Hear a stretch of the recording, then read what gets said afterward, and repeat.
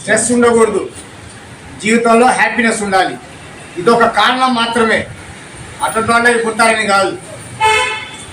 రాబోయే మేనరికం కానివ్వండి, చుట్టరికంలోనే పెళ్లి చేసుకుంటారు. అవి ఏమాత్రం చేసుకోకూడదు. జీవితాలతో పిల్లలు సఫర్ అవ్వాల్సి వస్తుంది. మీరు ఒకరికి రోల్ మోడల్గా ఒకరికి చెప్పాలి. మీరు ఒక మనోవికాస కేంద్రానికి వెళ్ళాను నేను, మల్లికార్జునపేటలో. డాక్టర్స్, వైఫ్ అండ్ హస్బెండ్ ఇద్దరు డాక్టర్స్. వాళ్ళ లైఫ్లో బాగా బిజీగా ఉన్నారు. హస్బెండ్ కూడా డాక్టరే, వైఫ్ కూడా డాక్టర్. ఎందుకని చెప్పేసి ఆ వాటర్లతో ఎంక్వైరీ చేశా. అలానే ఐటీ ఫీల్డ్లో ఉన్నవాళ్ళు ఎంతసేపటికి వర్క్ వర్క్ వర్క్ వర్క్. ఎవరైనా సరే మనిషి అన్నప్పుడు రకరకాల యాక్టివిటీస్ చేపట్టాలి. కేవలం మెకానిక్ లైఫ్ ఉంటే మాత్రం సరిపడదు.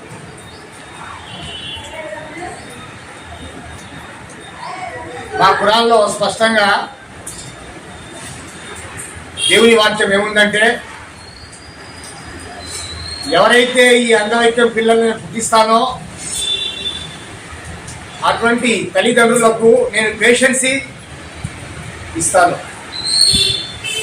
అంటే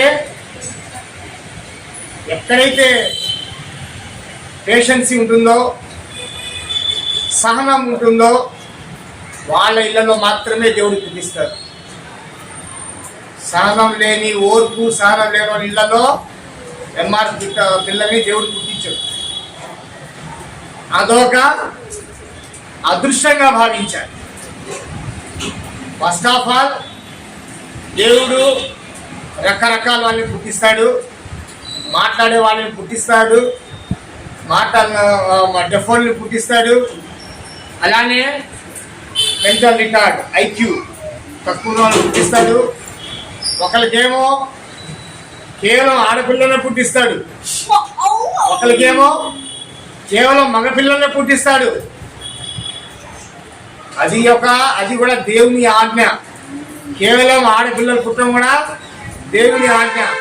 అలానే మగపిల్లలు పుట్టడం కూడా దేవుని ఆజ్ఞ. అలానే మగపిల్లలు ఆడపిల్లలు ఇద్దరు పుడతారు ఒక పేరెంట్స్కి, అది కూడా దేవుడి ఆజ్ఞ. అసలు పిల్లలే పుట్టరు, అది కూడా దేవుడి ఆజ్ఞ. ఎంఆర్ పిల్లలు పుట్టారని చెప్పేసి మీరు ఏమాత్రం సంకోచించాల్సిన అవసరంలా. మీరు రేపు ఏ ఏ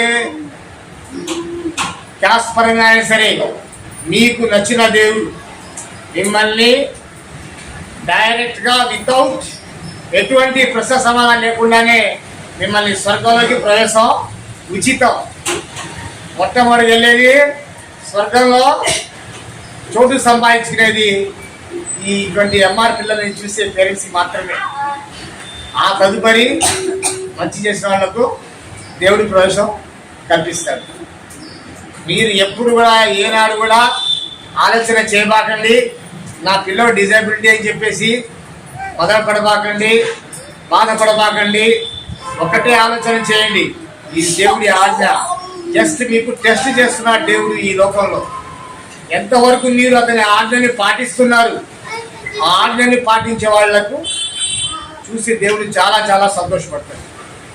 వాళ్ళ గురించి వాళ్ళు ఎటువంటి సౌకర్యం కల్పించాలన్నా ఈ రాష్ట్ర ప్రభుత్వం కేవలం పాఠశాలలకు రెగ్యులర్ చదివే విద్యార్థులే కాకుండా అంగవైకల్యం డిజేబుల్ చిల్డ్రన్స్ కూడా ఆల్రెడీ మనకు చాలా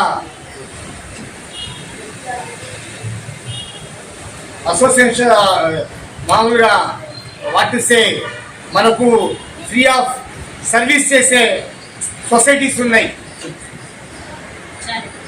చారిటీస్, స్వచ్ఛంద సంస్థలు.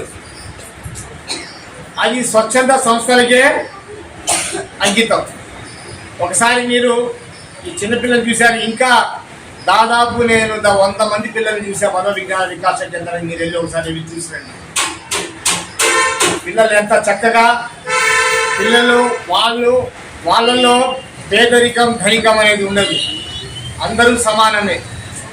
మన మనుషుల్లో పూర్తిగా ఈ పేదోడు ఈ ధనికుడు అని చెప్పేసి అనుకుంటాం తప్ప వాళ్ళలో ఎటువంటి ఆలోచన రాదు, వాళ్ళకి ఎటువంటి క్యాస్ట్ అనేది లేదు.